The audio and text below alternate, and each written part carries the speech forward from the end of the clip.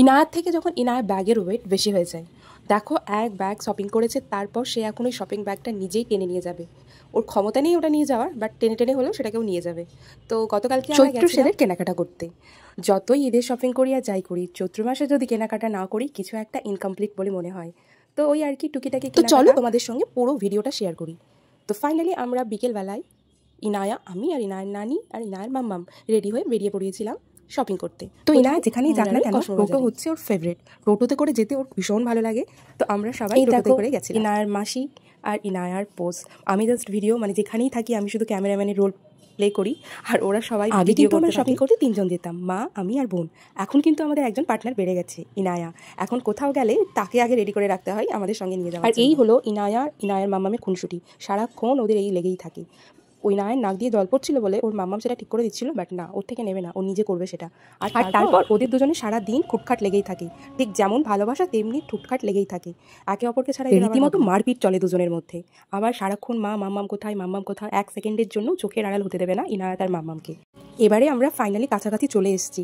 তো এতদিন যখন আসতাম রেলগেটেই অর্ধেকটা সময় কেটে যেত, কারণ রেলগেটটা পড়ে থাকতো। তাই এখন এই সাবওয়েটা হওয়ার জন্য অনেক সুবিধা হয়েছে সাধারণ মানুষের। সেই ছোট থেকে শুনে আসছি, হ্যাঁ হবে হবে হবে, তো এটা হয়েও গেছে। তো চলো গল্প করতে করতে আমরা প্রায় চলে আসছি।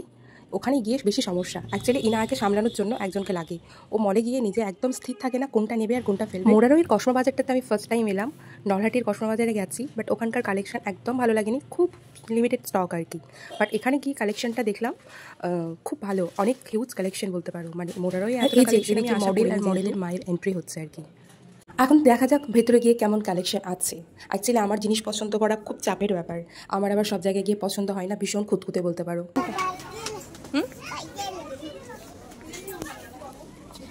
কোন কালারটা নেবে, কোন কালারটা? আমার দিকে কোন কালারটা নেবে? আচ্ছা ঠিক আছে, মামামের দিকে আসো।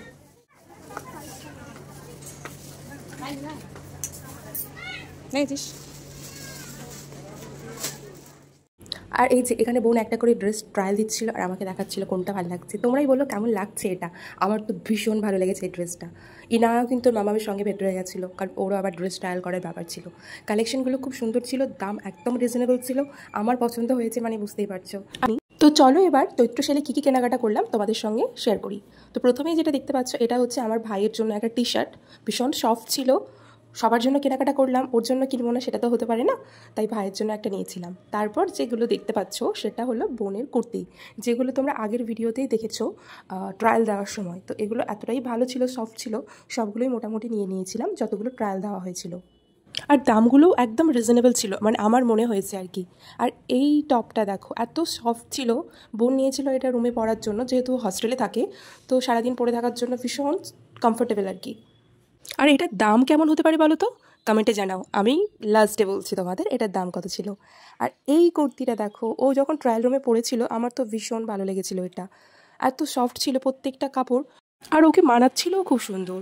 আর এই প্লাজোটা নিয়েছিল সবার সঙ্গে পরার জন্য আর কি, রুমে পরবে বলে নিয়েছিল, হস্টেলে যেহেতু থাকেও তাই। কি পরিমাণ সফট দেখো শুধু, পরে ভীষণ আরাম পাওয়া যাবে। তারপর এই যে এটা নিয়েছিলাম ব্ল্যাক কালারের একটা রেয়নের কুর্তি, এটা নিয়েছিলাম আমার জন্য, কারণ আমি এখানে বেশি কেনাকাটা করি না, কারণ কলকাতা থেকে এসে আমার এখানে কেনাকাটা করতে একদম ইচ্ছে করে না, কারণ এখানে ওভার প্রাইস দিয়ে কেনার কোনো মানেই হয় না। আমি ওখানে কলকাতায় অনেক সুন্দর সুন্দর কালেকশন পেয়ে যাই খুব রিজনেবল প্রাইসে।